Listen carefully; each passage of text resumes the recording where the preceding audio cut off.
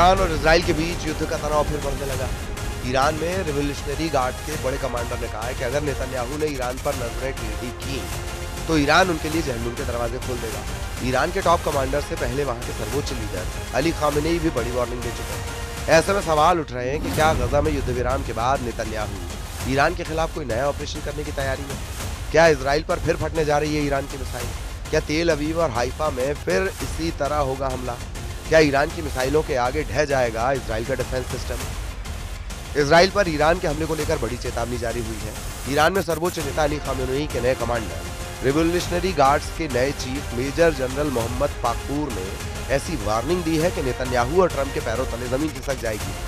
ऐसा दावा ईरान में किया जा रहा है। कमांडर पाकूर ने कहा है कि अगर इजराइल ने ईरान पर फिर से हमला करने की गलती की तो ईरान की सेना इजराइल के लिए जहन्नुम के दरवाजे खोल देगी। मेजर जनरल पाकूर की वार्निंग बता रही है कि ईरान ऑपरेशन टू प्रॉमिस 4 को अंजाम देने के लिए पूरी तरह तैयार है।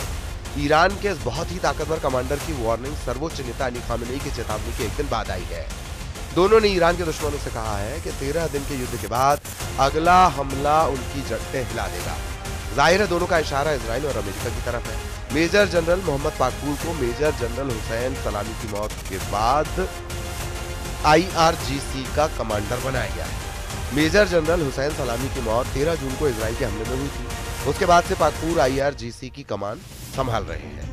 इजराइल के खिलाफ 12 दिन तक मिसाइल अटैक करने के बाद जब युद्ध विराम हुआ तो मेजर जनरल पाकूर ने कहा था, क्या कहा था? बहुत गौर से देखिए। ईरान की मिसाइल लगातार लॉन्च पैड पर तैयार है। कमांडर पाकूर ने बहुत साफ साफ कहा कि हमारी अंगुली मिसाइल के ट्रिगर पर है और खामेनेई से भी उन्हें सिग्नल मिल चुका है और इस बार इजराइल ने हमला किया तो कोई रहम ना दिखाया जाए। वैसे नेतन्याहू के खिलाफ मोर्चा कमजोर नहीं हुआ है। कतर ने गजा में युद्ध विराम तोड़े जाने को लेकर इजराइल पर निशाना साधा। गजा में सीजफायर के ऐलान के बाद भी इजराइल के हमले नहीं रुके और हमास को कई जगह टारगेट करने के नाम पर इजराइल की एयरफोर्स ने कई जगह बमबारी की है। इजराइल की नई टेंशन यह है कि ईरान का दावा है कि उसने अभी तक अपने सबसे खतरनाक मिसाइलों को इस्तेमाल नहीं किया है, लेकिन ईरान से युद्ध को लेकर अमेरिका और इजराइल से लगातार नए नए सिग्नल मिलने लगे हैं। इजराइल पर हुए हमलों में जिन मिसाइलों ने तबाही मचाई उनकी लिस्ट देख लीजिए, क्योंकि यही अब तक नेतन्याहू के लिए सबसे बड़ी परेशानी बनी हुई है। इनमें सबसे खतरनाक है फत्ताह-1 और खैबर शिकर मिसाइल। इसमें कद्र और इमाद मिसाइल भी शामिल है। फत्ताह हाइपरसोनिक मिसाइल की रेंज 1400 किलोमीटर है। खैबर शिकन मिसाइल की रेंज 1450 किलोमीटर है। कद्र मिसाइल की रेंज 2000 किलोमीटर तक है और इमाद मिसाइल की रेंज 1700 किलोमीटर है। मिसाइल्स को लेकर ईरान की तरफ से ऐसी वार्निंग इसलिए आ रही है क्योंकि नेतन्याहू और ट्रंप का रुख ईरान को लेकर काफी सख्त देखा जा रहा है। उधर अमेरिकी राष्ट्रपति डोनाल्ड ट्रंप का दावा है कि ईरान पर इतना खतरनाक हमला करने से पहले हम ये समझौता कभी नहीं कर पाते, क्योंकि पश्चिम एशिया पर काले बादल छा जाते हैं। हमने उनकी परमाणु क्षमता को तबाह कर दिया। वो अब तक के सबसे बड़े महान सैन्य अभियानों में से एक था। ये बेदाग था।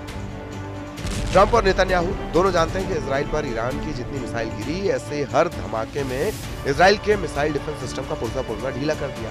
तेल अवीव से लेकर हाइफा और अशदोद से लेकर बेन गुरियन हवाई अड्डे तक हर मिसाइल हमले ने नेतन्याहू को ईरान पर नया प्लान बनाने पर मजबूर कर दिया है।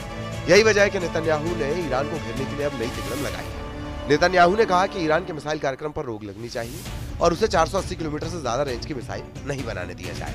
मतलब साफ है कि नेतन्याहू ईरान के उन मिसाइलों से घबरा गए जो 1500 किलोमीटर या उससे ज्यादा रेंज रखती है, क्योंकि ईरान और इजराइल की दूरी भी 1500 से 1800 किलोमीटर की रेंज में है। यही वजह है कि नेतन्याहू चाहते हैं कि ईरान के पास 480 किलोमीटर की रेंज वाली मिसाइल हो ताकि वो इजराइल तक ना पहुंच पाए।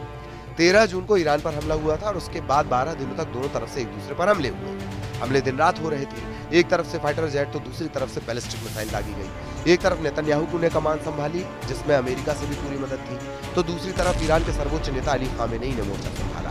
तमाम मिलिट्री लीडरशिप खत्म होने के बाद फौरन सेना की कमान नए कमांडर्स के हाथों में दे दी गई और फिर 12 दिनों तक ईरान ने बता दिया कि इजराइल की शुरुआती स्ट्राइक के बाद उसकी मिसाइल पावर बरकरार है। ईरान के सर्वोच्च नेता अली खामेनेई का कहना है कि ईरान की फौज के पास ये मिसाइल थी, उन्होंने उनका इस्तेमाल किया। उनके पास और भी मिसाइल है, अगर जरूरत पड़ी तो वो फिर से इनका इस्तेमाल करेंगे। ईरान के तेवर बता रहे हैं कि उनकी मिसाइल फिर तैयार है और ईरान पर फिर से हमला हुआ तो तेल अवीव और हाइफा बहुत बुरी तरह दहलेगा।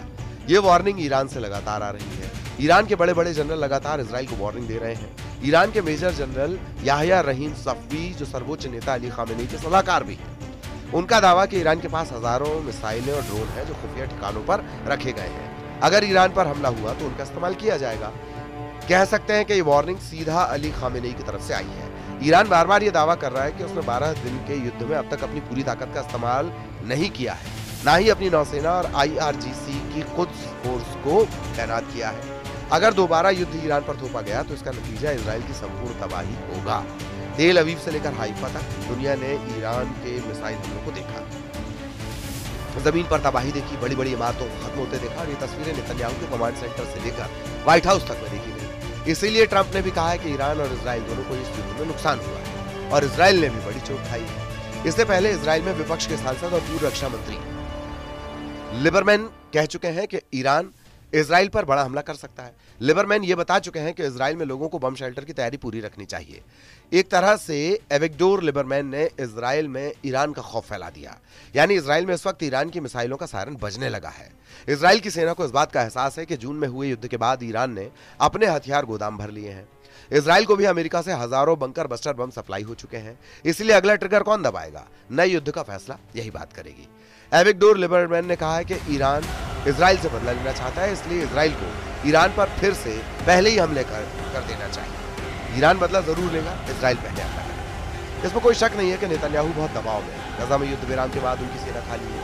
एयरफोर्स को फिर से तैयार करके इजराइल में नए युद्ध का अलर्ट जारी किया जा रहा है। एविगडोर लिबरमैन जिस तरह से ईरान को ललकार रहे हैं, उससे लगता है कि नेतन्याहू को कोई फैसला लेना होगा, क्योंकि अब इजराइल के अंदर ईरान से फिर युद्ध करने का प्रेशर बढ़ने लगा है। लिबरमैन इजराइल में विपक्ष की पार्टी इजराइल बितेनू के प्रमुख हैं। उनका कहना है कि ईरान को रोकने के लिए इजराइल के पास कोई और रास्ता नहीं, इसीलिए ईरान के बचे हुए परमाणु और मिसाइल ठिकानों को पूरी तरह बर्बाद कर देना चाहिए, और ये भी कि वो खुद मोसाद से कहेंगे कि ईरान में सत्ता बदलने के लिए काम किया जाए। खामेनेई अब भी ईरान की हुकूमत चला रहे हैं और नेतन्याहू उन्हें इजराइल के लिए सबसे बड़ा कांटा मानते हैं। 13 जून को ईरान पर किए गए हमले में इजराइल ने ईरान की तमाम मिलिट्री लीडरशिप को खत्म कर दिया था। फिर भी खामेनेई ने फौज को संभाला और 13 जून की रात को ही इजराइल के शहरों पर मिसाइल अटैक किया गया। जाहिर है इसकी प्लानिंग में मेजर जनरल पाकूर भी शामिल रहे होंगे। यही वजह है कि लिबरमैन दावा कर रहे हैं कि अगर वो इजराइल के प्रधानमंत्री होते तो ईरान पर हमला कर देते, और नेतन्याहू को भी इस वक्त ऐसा ही करना चाहिए। वैसे 13 जून को ईरान पर हमला करके नेतन्याहू ने यही करने की कोशिश की थी और वो अपने मिशन में पूरी तरह फेल साबित हुए। लेकिन लिबरमैन जिस तरह से नेतन्याहू को युद्ध के लिए उकसा रहे हैं, उससे साफ है कि ईरान और इजराइल के बीच बहुत खतरनाक युद्ध का खतरा फिर मंडराने लगा है। एविगडोर लिबरमैन 2001 से इजराइल की सरकारों में मंत्री रहे हैं। 2006 में वो पहली बार उप प्रधानमंत्री बने, 2009 में वो पहली बार विदेश मंत्री बने, 2016 में लिबरमैन पहली बार रक्षा मंत्री बने और 2021 में 1 साल के लिए वित्त मंत्री भी रहे। वो उप प्रधानमंत्री रहे 2006 से 2008, 2009 से 2012, विदेश मंत्री रहे 2009 से 2012, 2013 से 2015, रक्षा मंत्री रहे 2016 से 2018 और वित्त मंत्री रहे 2021 से 22। लेकिन अभी इजराइल के वो विपक्ष में है, यानी नेतन्याहू के विरोधी।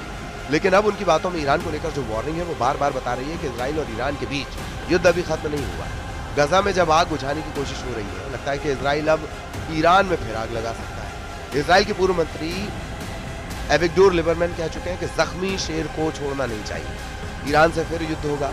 यानी इजराइल ये मानता है कि ईरान एक जख्मी शेर है और उसके लिए बहुत बड़ा खतरा भी। ऐसा इसलिए भी क्योंकि 22 जून को ईरान के 3 परमाणु अड्डों पर अमेरिका और इजराइल की जो जॉइंट स्ट्राइक वो पूरी तरह नाकाम साबित हुई। ये बात सबसे पहले रूस ने बताई थी और अब इजराइल भी मानता है कि 400 किलो संवर्धित यूरेनियम ईरान ने बचा लिया है। उसका दावा है कि इसी यूरेनियम से वो एटम बम बनाने की तैयारी कर सकता है। नेतन्याहू के डर ने इजराइल के पूर्व रक्षा मंत्री, वित्त मंत्री और विदेश मंत्री के साथ पूर्व उप प्रधानमंत्री एविगडोर लिबरमैन को बड़ी ताकत दे दी है। अब वो भी ईरान की मिसाइलों का बड़ा खौफ दिखा रहे हैं। ईरान के सिर्फ 26 मिसाइलें इजराइल पर गिरी हैं और उन्होंने बेताशा तबाही मचाई। ईरान अब भी बड़े हमले की तैयारी कर रहा है क्योंकि उसके पास हजारों मिसाइल है। क्या होता अगर इजराइल पर सिर्फ 26 नहीं बल्कि 260 मिसाइल गिरती, कितनी तबाही होती। ईरान ने इजराइल के खिलाफ करीब 600 मिसाइल दागी थी, 1000 से ज्यादा ड्रोन लॉन्च किए थे और इन हमलों में इजराइल के 29 लोगों की मौत हुई, जबकि 3000 से ज्यादा लोग घायल हुए। उनके मुकाबले में इजराइल ने ईरान में 900 टारगेट पर 4000 से ज्यादा बम गिराए। इन हमलों में ईरान के 1060 से ज्यादा लोगों की मौत हुई। लेकिन इजराइल के शहरों और खासकर मिलिट्री अड्डों पर जिस तरह से ईरान की मिसाइलें गिरी, उसने इजराइल के मिसाइल डिफेंस सिस्टम को पूरी तरह नाकाम साबित किया। इसके बाद सीज फायर से पहले ईरान ने कतर में भी अमेरिका के मिलिट्री बेस को नहीं बख्शा, यानी ईरान ने बता दिया कि उस पर हमला हुआ तो जवाब जरूर मिलेगा। ईरान के सर्वोच्च नेता अली खामेनेई का कहना है कि वो हताश है। 12 दिनों के युद्ध में उन्हें ऐसा तमाचा लगा कि वो इस पर यकीन नहीं कर पाए। उन्होंने इसकी उम्मीद नहीं की थी, वो हताश हो गए। नेतन्याहू का सबसे बड़ा फोकस ईरान पर है। गजा पर बमबारी रुकी हुई है, इसलिए अमेरिका की तरफ से आने वाले 2000 पाउंड वाले नए बमों से ईरान को फिर दहलाया जा सकता है। 12 दिन के युद्ध में इजराइल ने ईरान पर 4200 बम गिराए थे, लेकिन इस बार इजराइल के पास तबाही के लिए डबल ताकत आ चुकी है। इस बात से ईरान वाकिफ है, क्योंकि नेतन्याहू भी बार बार कह रहे हैं कि इजराइल के दुश्मन युद्ध खत्म होने के बाद भी एक्टिव है और ईरान इस फहरिस्त में सबसे ऊपर है। इसलिए ये बात साफ है कि इजराइल को अमेरिका से हथियारों वाली मदद पर ब्रेक नहीं लगने जा रहा। डोनाल्ड ट्रंप ने इजराइल की वॉर मशीन को लगातार ईंधन सप्लाई करने का फैसला किया।